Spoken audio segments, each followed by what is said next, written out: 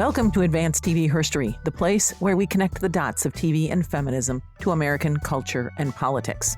If you'd like more information for staying in touch with us, because we want to stay in touch with you, go to tvherstory.com and subscribe to our newsletter. Promise we will never sell your information. Welcome, TV Herstorians. We're on location here in Chicago, beautiful Chicago, Illinois, right on Michigan Avenue at the PCA National Conference.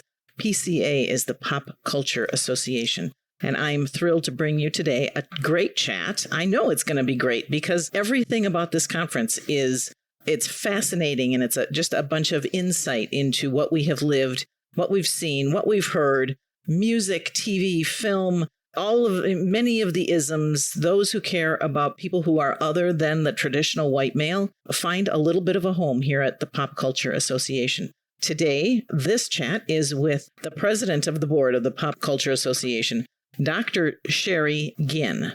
Let's just start off because we like to get to the point. Sherry, how long have you been a member of the PCA? How did that all start? And what does your role as president entail? I have been a member of the PCA for about 18 years. I didn't train on popular culture. We can probably talk about that later. But I was very interested in the various topics that are studied at the Popular Culture Association. And I just came to my first meeting in 2006, and I kind of fell in love with the atmosphere and the collegiality. And so I kept coming back. I eventually became the area chair of the science fiction and fantasy area of the PCA. And then people kept telling me I needed to run for the governing board. And I finally was elected a couple of years ago. And so now I am serving my term as president. And I'm actually the president of the entire organization, not just of the board. And I guess the buck stops with me. When were you elected? I was elected. It's a 6-year term altogether. You serve 2 years as president-elect, vice president, president-elect, 2 years as president, and then 2 years as past president. And the terms run from conference to conference. So I assumed the role of president at the end of the conference last year in San Antonio. And then my term will end at the close of the conference in 2025 when we're in New Orleans. Do you consider that a big time commitment from the rest of your, what otherwise is, I'm sure, a very busy academic schedule? Well, I'm lucky because I don't have an academic schedule anymore. I'm retired. But it is a tremendous amount of work that anybody on the board has to do. And once again, the president is overseeing everything. So yes, it's a lot of work. Many of my colleagues that have served as president actually were active academics. So they were doing this in addition to having a full-time job. I'm the lucky one because I am retired.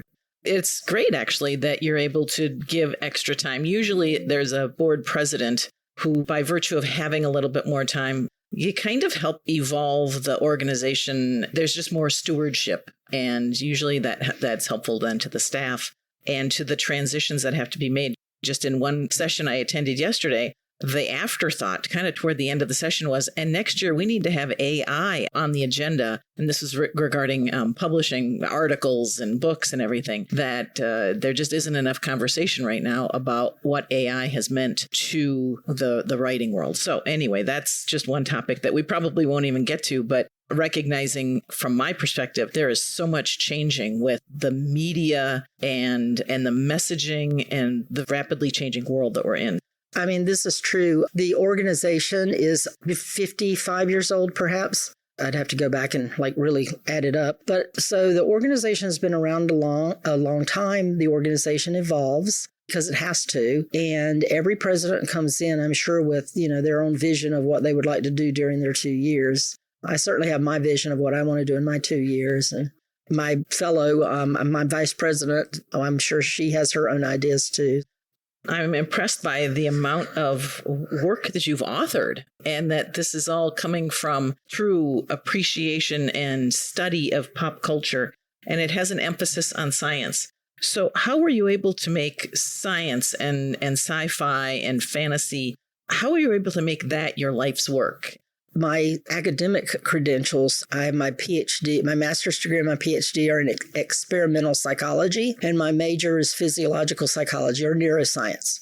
So that's the type of research that I did up until probably into the 90s.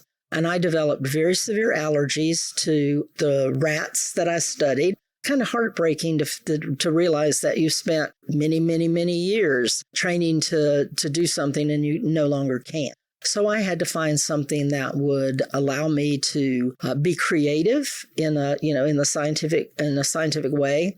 And about the time that I was looking around, figuring out, okay, I got to change directions. Where do I want to go from here? There were some really exciting television shows coming out with some very powerful, strong female characters, and they weren't being studied. So I thought, well, here's a place where people are not looking at television, science fiction on television. That's a place where I can kind of slot myself into.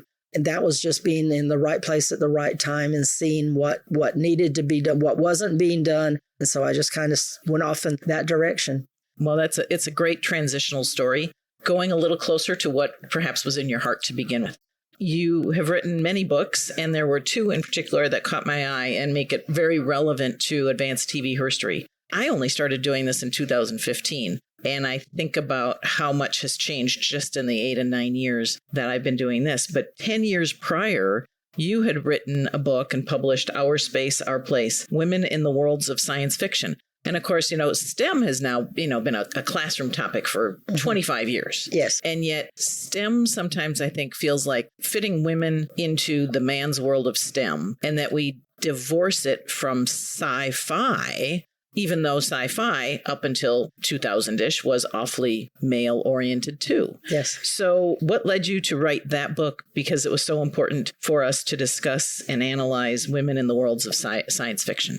Well, it was science fiction television. People were writing about Buffy. It's a huge category. It is a huge category. But there were other shows that were on television that people were not writing about, where they weren't writing about the gender aspects of the television show. And I wanted to do that. So that book, I looked at female characters on shows like Babylon 5 and The X-Files, Andromeda, and a couple of other series. And one of the things that I found was, it was relevant at the time, was that all of these women were trying to find their place. It's like, who am I? I'm this, I am a woman, but whatever century I happen to be in, how are women defining themselves? And of course, what you have is mostly male writers defining female characters, which is problematic in and of itself. It is indeed. The Our Space, Our Place, Women in the Worlds of Science Fiction Television.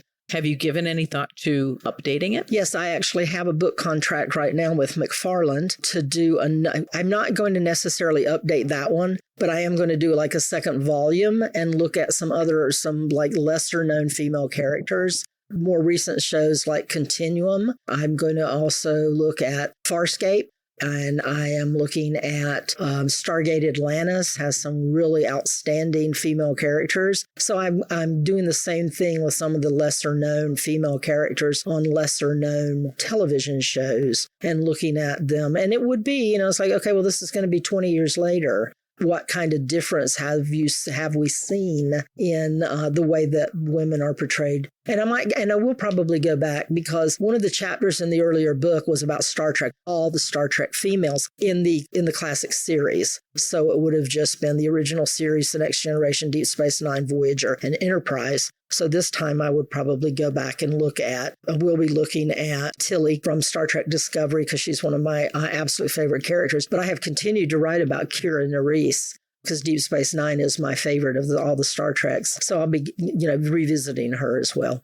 So when you talk about lesser known series on lesser networks, are there more women involved in the development of some of these series that you're seeing, which then should have a difference in how those strong characters come forward? Yes, there are. And this is really sad, but one of the major criticisms of Star Trek Discovery is that it's too inclusive and too diverse. It's like people kind of like, don't you remember what Gene Roddenberry said, which is IDIC, infinite diversity and infinite combination? And so people were quite upset that if you look at the bridge of the Discovery, the majority of the crew is female or people of color, and the majority of the staff is women. So that if you look behind the scenes for who the writers are, and directors, they're primarily women. If you look at a show like Farscape, which was filmed in Australia, very, very interesting cast members, about half of whom were women, and about half of the crew was female as well. Some creators are a little bit more creative and they're more inclusive than others. We fight that fight every single day, and it sounds like your head has been in that now for 20 years, and that's exciting. So given the fact that this is a rather women-centric conference, a lot of women across all of the different genres that are getting discussed and media that's getting discussed, you must present a bit of a role model in terms of progressive thinking. I hope so. I really do hope so. Some people will probably, if you were to look at our board of directors, you would see that there are an awful lot of women on our board of directors. So, yes, the past president, the current president, and the president-elect, all women. And the board chair at the present time is female. So we have a lot of women on the board. Some people complain about, well, you lack diversity. And I think, what about all those years when it was all those white men on the board? So yes, I won't say that we don't have problems, but yes, it is a very female-centric organization, I think, at least as far as members are concerned. And that's great. I think that's exactly what we need. We're members of the Academy too. And some of us study areas that are traditionally masculine. I mean, certainly the fact that I study science fiction and fantasy, I tell people I grew up watching those types of movies with my dad. My dad was a big sci-fi person and horror, so I grew up watching that with him and just continuing that as a family tradition of just saying, hey, I know all of this stuff. Why don't I study it?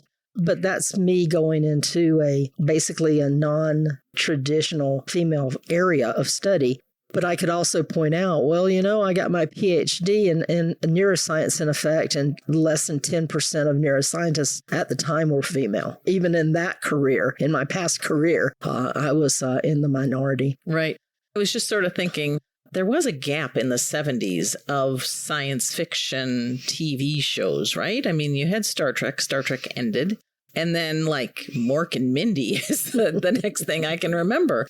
When you think about representation and you think about how that influences women in particular, you didn't aspire to be Diane Chambers or Carla Tortelli from Cheers. You didn't aspire to be Margaret Houlihan. Are you coming up with any sci-fi from the 70s right now? Battlestar Galactica with Richard Hatch. Well, that one. And then I'm thinking of Space 1999. That only lasted a couple of years, and maybe Blake's 7, but that was British. Right. I mean, that would have been a British show. But you're right. Trying to come up with anything. I just know, there was Star Trek, and then Star Trek went away, and then nothing happened for 10 years until Star Wars. And then it all broke open. Because you had Star Wars, which led Paramount to believe that they could do a Star Trek movie, and then Alien. So you had like these 3 giant movies, Star Trek the Motion Picture to bring in all the Star Trek fans, Star Wars to bring in, fantasy fans, and then Alien to bring in, the horror. All the Sigourney Weaver fans. Yeah, and to bring in all those, and to bring in the horror.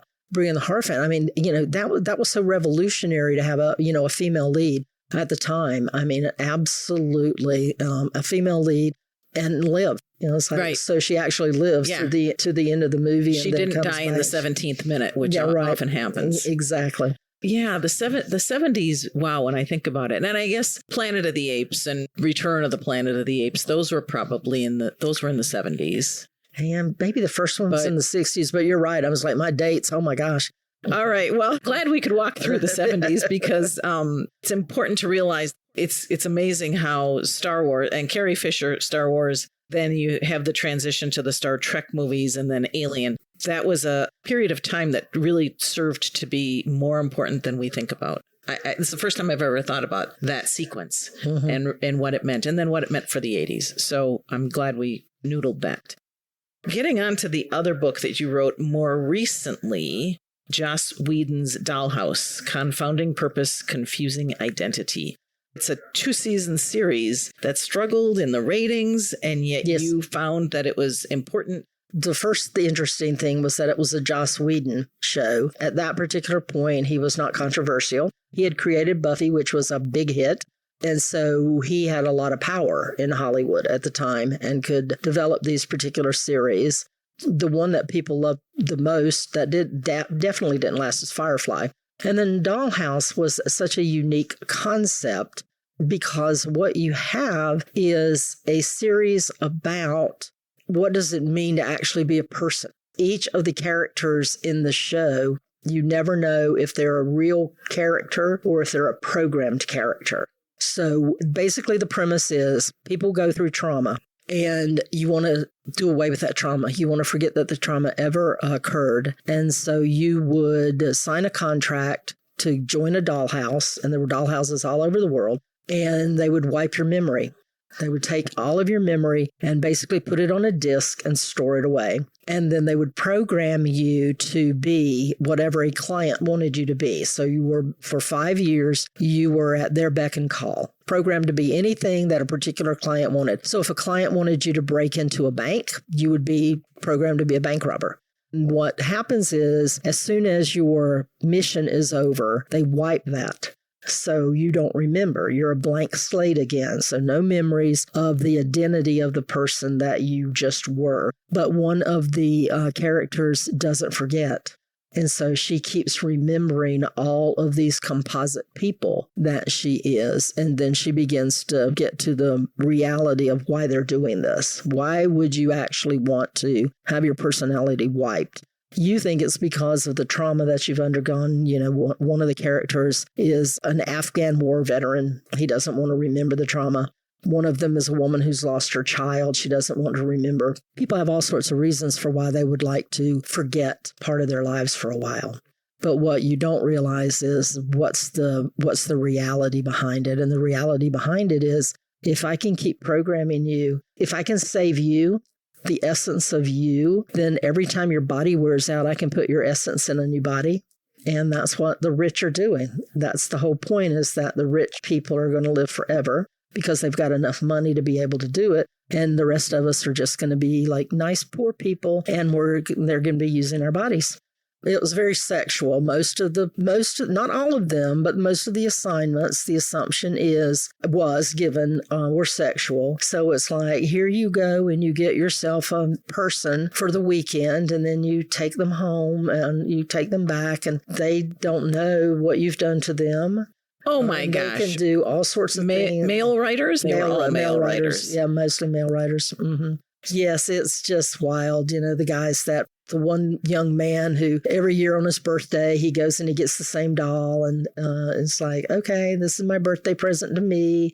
So yes, the way that you can use and abuse. And the first thing they have to do as soon as they get home is they have to have a physical examination. There's one part in the series where they talk about, well, if you damage the doll, it costs extra money. Don't try to be too kinky. That's extra. You know, it's just, and that was one of the major criticisms of the show, was that because it was sex trafficking. It's just like, we don't care however you want to put it, it's still prostitution. And that's what the show's about.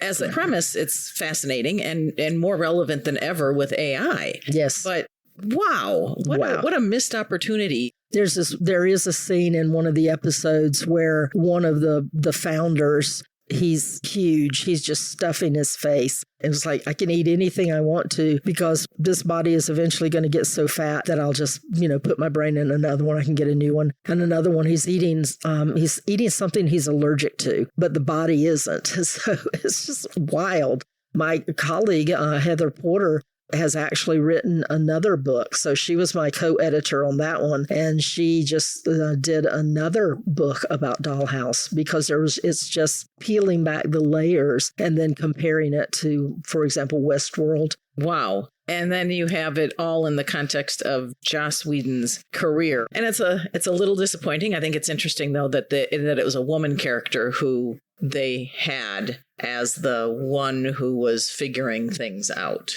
Yes, apparently he and Eliza Dushku had talked about the series, and they had an option to do a series, and she was all on board with it. I don't know if it ended up exactly the way that she envisioned it, but she hasn't, as far as I know, she hasn't spoken out badly about him. Well, she probably hasn't because she doesn't want to be labeled as difficult to work with.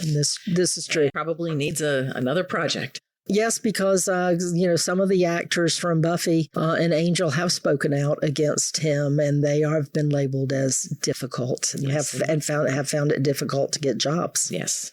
But from that, and the more we talk about that, and that is certainly #MeToo and toxic work environments and everything, is that then these women with their money don't finance rockets and space travel and, going down to the Titanic. Rather, they are bankrolling production companies and projects. And that's an interesting outgrowth from what otherwise might be looked at as more tragedy or just a continued unfairness in the industry is they're giving it back as good as they've gotten it. Yeah. And you can kind of put it in the context of second generation feminism, third wave feminism, second wave feminism. And we don't talk often about kind of the impacts of the waves of feminism because that's its own. So much has changed in the last 40 years, and technology has changed, and distribution of media has changed. In some ways, it's gotten so much more decentralized.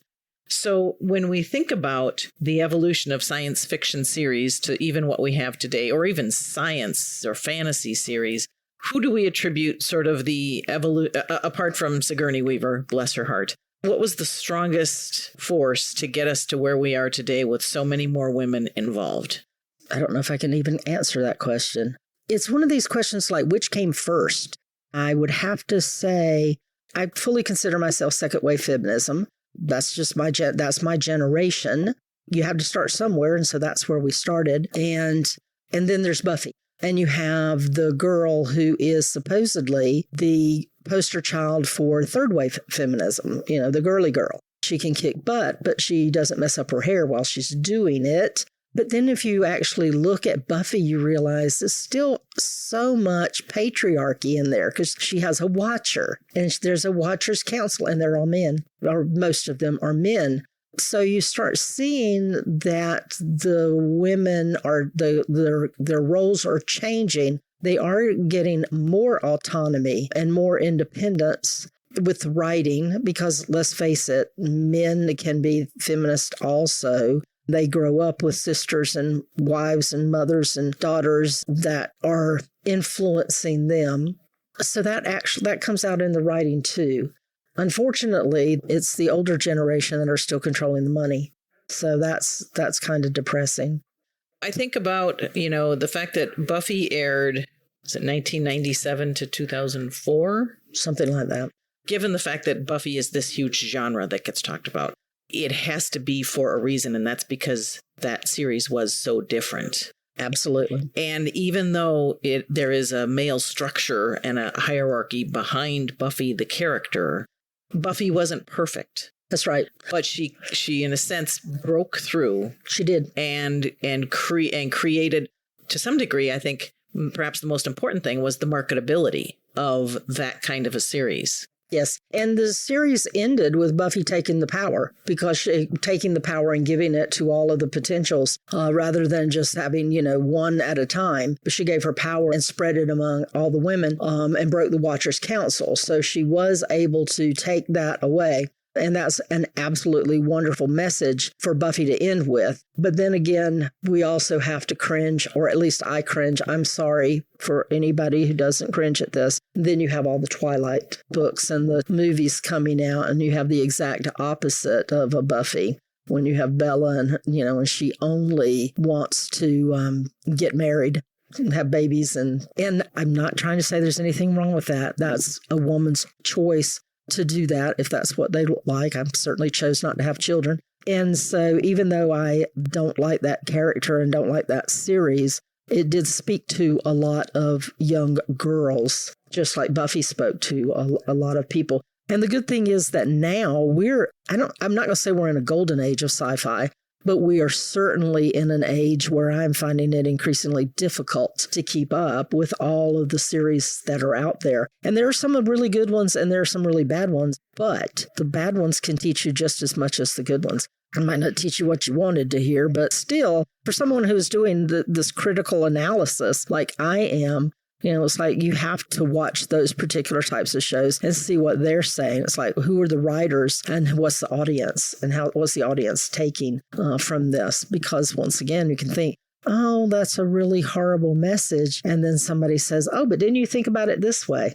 And that is the essence of storytelling, which can be plotted in the Wild West, in the Westerns of the 50s and 60s, which usually had men. And now we have it in the world of interterrestrial world or whatever of science fiction and our imaginations. The fact that there are now women characters, in many cases women writers behind the scenes and producers. There is a voice and there is perhaps more diversity of thought. And that is important. It can't just be a haven for something that somebody would call progressive and groundbreaking. But when we are thinking about the world and even the world that we can only imagine, we at that point are starting to entertain notions that have us reflecting on our humanity and the compassion of living, sharing this world, whatever that may be, sharing our resources. In the end, I think that ends up sending a positive message, and the trappings notwithstanding of how women are necessarily portrayed. If it's a quality series and well-crafted storytelling, I would hope that becomes some of the takeaway. Yes, absolutely. All right, well, we are going to wrap things up in Chicago in the magnificent Mile Marriott with Dr. Sherry Ginn, president of the Pop Culture Association. If you are on a campus, chances are good that some professor is likely associated with this organization. I think it speaks to the fact that it's not just a passing fad. It's not a passing fad. This is important to our understanding our society today, and particularly America, where we have such an impact on the rest of the world. We, as Americans, maybe aren't reflective enough, and that notion that we are elite and the world leaders needs to get softened a little bit, because in some cases we aren't necessarily leading with the right foot, the correct foot, I should say. So, do you have any projects? You were just alluding to the fact that you have a book contract and you are revisiting science fiction in television. Any other projects going on? I'm working on a book with Heather Porter, and it's on Agents of S.H.I.E.L.D., Marvel's Agents of S.H.I.E.L.D. With Heather and Gillian Leach. I'm working on a book on social issues in science fiction, like human trafficking. It's portrayed in science fiction. And then I also am working on a monograph on Frankenstein in film. So I'm very busy. You are very busy. I'm going to ask offline about how you organize your research and your writing, because that, as I am now co-writing a book, that is one of the greatest challenges. And then lastly, how do people get a hold of you? Go to our website, which is pcaaca.org. And if you go to the About page, I will be there. So you can find my address, drginn@gmail.com. And while you're there, consider signing up and becoming a member. I am an independent member. I am not associated with a university or college of any sort. So I am just one of the people who join into this conversation, and it is a lot of fun. Sherry, it has been great to have you spend some of your time from this very busy conference chit-chatting with all of the listeners of Advanced TV Herstory. Thank you very much for having me. All right. I enjoyed it. Listeners, it was a tremendous experience to hang out in Chicago with the Pop Culture Association and all of its partners and members, and the speakers were incredible. It leaves me believing that what we have going on in American culture and politics, and actually worldwide, that there are people studying this, trying to find new meaning, and to celebrate the creative and important work that's being done across all of art. I think that's pretty cool, and that's why I podcast. I'm your host, Cynthia Bemis Abrams. Many thanks to Dr. Sherry Ginn for her leadership of the Pop Culture Association and the time she spent with us for this interview. Also to Mary Lou Morose, who will take all of that ambient noise and make it so that you don't totally feel like you are in a conference room in Chicago with me. The music you hear, as always, is Jazzer's Take Me Higher, which can be found at freemusicarchive.org. Go to the show notes for our social media handles and the link to take you to tvherstory.com, where you can find our full archive as well as sign up for that newsletter. Thanks for listening. Take care.